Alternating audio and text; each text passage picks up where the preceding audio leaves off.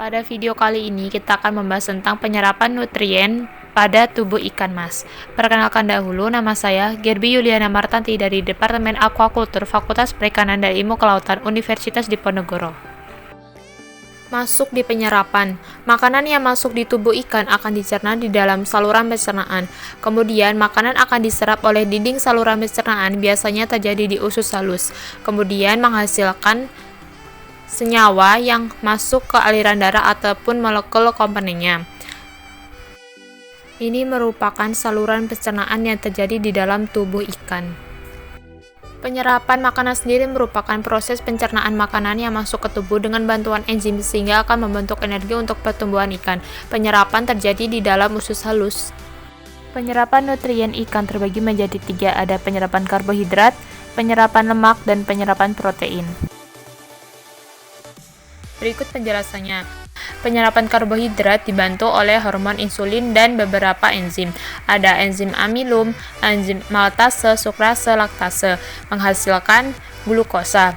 Glukosa akan diubah menjadi glikogen dan lemak. Glikogen disimpan di dalam hati dan lemak disimpan di dalam perut. Dan sebagian lain glukosa digunakan untuk proses oksidasi dan respirasi menghasilkan energi untuk pertumbuhan. Kemudian ada penyerapan lemak. Penyerapan lemak ini dibantu oleh enzim lipase yang mengubah lemak menjadi asam lemak dan gliserol. Asam lemak dan gliserol akan diabsorbasi oleh jenjut usus untuk diubah menjadi senyawa yang diperlukan oleh jaringan. Senyawa tersebut akan dibawa darah ke jaringan atau organ yang akan dihidrolisis kembali. Selanjutnya penyerapan protein.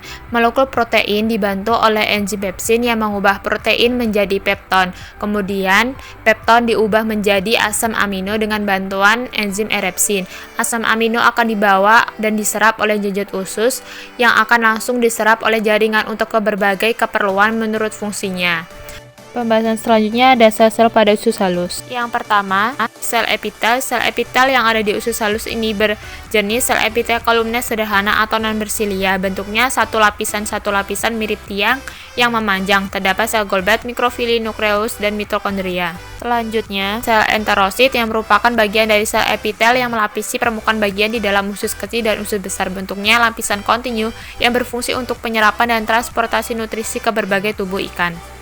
Proyeksi kecil dengan jumlah banyak disebut dengan mikrofili. Gambar di samping menunjukkan hubungan antara fili dan mikrofili. Permukaan luminer enterosit memiliki mikrofili, sedangkan lapisan selnya terlipat membentuk fili. Keduanya berfungsi untuk memperluas penyerapan permukaan usus sehingga makanan yang telah diserap akan lebih efisien. Sel Goldblatt. Sel Goldblatt ini merupakan sel yang melekat lapisan lendir usus. Bentuknya labu yang tersebar di antara sel-sel lain. Ini merupakan sel Goldblatt, kemudian sel-sel lain, kemudian sel Goldblatt kembali. Fungsinya adalah pencernaan nutrisi dan penyerapan mukosa serta melindungi sel epitelium di atasnya. Kemudian ada organ hati. Ini merupakan organ penting yang mensekresikan bahan untuk proses pencernaan. Organ hati ini terdapat 2 sel, yaitu ada sel hipotosit dan sel Kupffer. Sel hipotosit ini merupakan sel hati yang aktif untuk metabolisme yang berasal dari sel epitel yang berfungsi untuk membantu proses pencernaan yang berlangsung di hati. Yang kedua ada sel Kupffer yang bersifat fagostik, artinya menghancurkan zat-zat asing yang terdapat di senyawa, sehingga senyawa bisa aman untuk diedarkan ke seluruh tubuh.